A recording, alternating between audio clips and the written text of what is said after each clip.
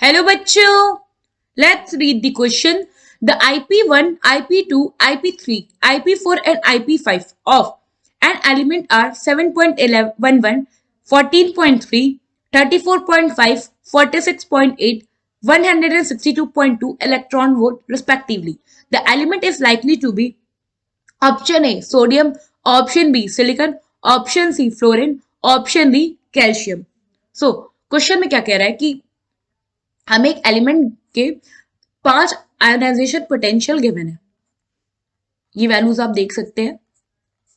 हमें बताना है कि इनमें से वो कौन सा एलिमेंट होने के चांसेस हैं. तो सबसे पहले तो हम ये देखते हैं आयोनाइजेशन पोटेंशियल होता क्या है. बेसिकली कोई भी, जैसे ये हमारा एक एलिमेंट है, इसको जो हम एनर्जी देते हैं सो दैट ये क्या करे, इलेक्ट्रॉन लूज करे और खुद को प्लस में कन्वर्ट कर ले, मतलब कैटायन बना. उस एनर्जी को हम कहते हैं आयोनाइजेशन एनर्जी या फिर आयोनाइजेशन पोटेंशियल. तो ये जैसे जैसे कैटायन पे चार्ज बढ़ता जाता है वैसे वैसे वो आयोनाइजेशन पोटेंशियल की वैल्यू भी बढ़ती जाती है. सो अगर जब हम ये जो हमारा एक्स प्लस कैटायन है इसको और एनर्जी दें एक्स प्लस टू में कन्वर्ट होने के लिए और एक और इलेक्ट्रॉन रिलीज करने के लिए, तो इस केस में जो आयोनाइजेशन एनर्जी होगा या आयोनाइजेशन पोटेंशियल उसे हम कहेंगे IP2. और जब फर्स्ट इलेक्ट्रॉन रिलीज हुआ था तो उसे कहते हैं हम IP1. नाउ ऐसे ही हमारे अप टू 5 या अप टू 6 जितने भी आयोनाइजेशन पोटेंशियल होते जाएंगे वो उनको हम वैसे नंबरिंग करेंगे.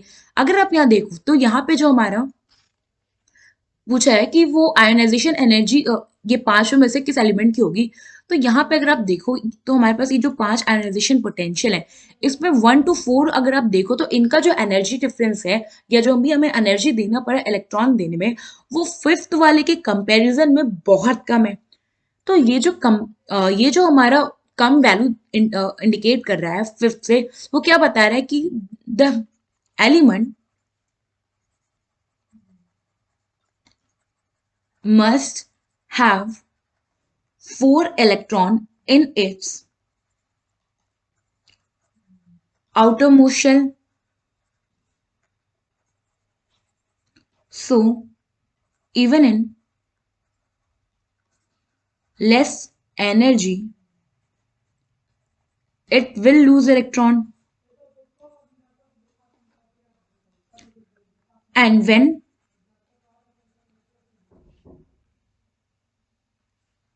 the electron is present in inner shell, then we need large amount of energy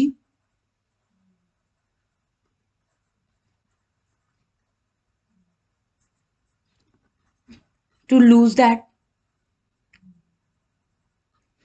ये तो हमारा इन जनरल कॉन्सेप्ट कि जिस अगर आउटरमोस्ट शेल में इलेक्ट्रॉन है तो कम एनर्जी में इलेक्ट्रॉन लूज हो जाएगा उस एलिमेंट का, और अगर इनर शेल में इलेक्ट्रॉन होगा तो ज्यादा अमाउंट में एनर्जी देना पड़ा. तो इन पांचों एनर्जी से हमें ये तो पता चल गया कि उस एलिमेंट के आउटरमोस्ट शेल में 4 इलेक्ट्रॉन्स होंगे. अब हम क्या करते हैं, एक एक करके अपने सारे एलिमेंट्स का इलेक्ट्रॉनिक कन्फिगरेशन देखते हैं. फर्स्ट है हमारे पास सोडियम. इसका कन्फिगरेशन है 1s2, 2s2, 2p6 and 3s1. Second है हमारे पास सिलिकॉन और इसका इलेक्ट्रॉनिक कन्फिगरेशन होता है. पहले तो मैं बता दूं सोडियम का इलेक्ट्रॉनिक नंबर होता है 11 और सिलिकॉन का जो इलेक्ट्रॉनिक नंबर होता है ये होता है 14. कन्फिगरेशन होता है 1s2, 2s2, 2p6, 3s2 and 3p2. Third है हम पे फ्लोरीन. इसका इसका एटॉमिक नंबर होता है 9 एंड इसका कन्फिगरेशन हो जाएगा 1s2, 2s2, 2p5.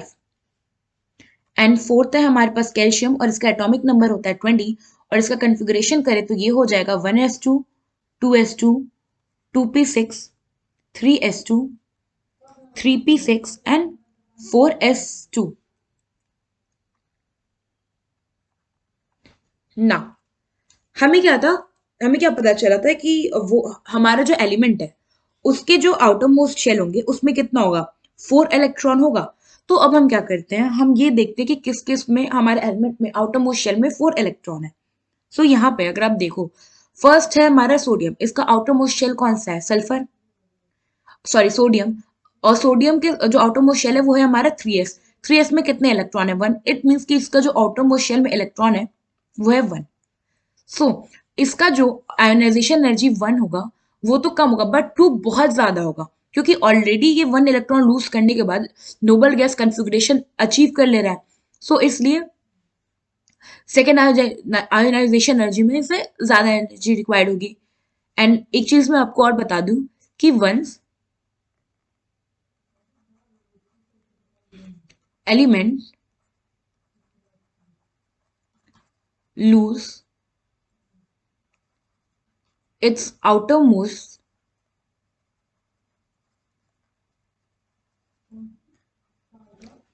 shell electron, it attains noble gas configuration। इधर आप ये कह सकते हो कि आउटर मोस्ट शेल के जो इलेक्ट्रॉन थे, जैसे सोडियम के केस में देखो ये 3s वाला है, इसमें से 1 इलेक्ट्रॉन निकल गया तो ये क्या होगा?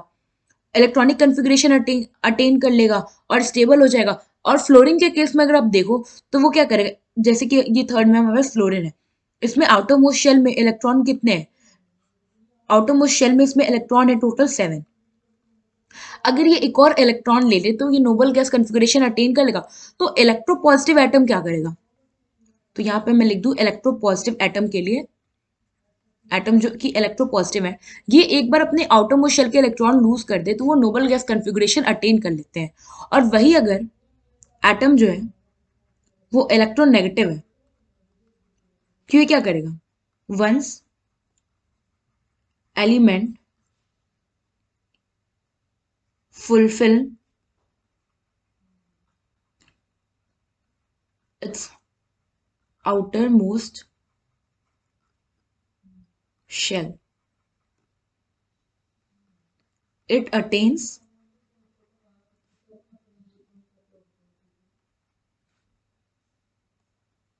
stable configuration।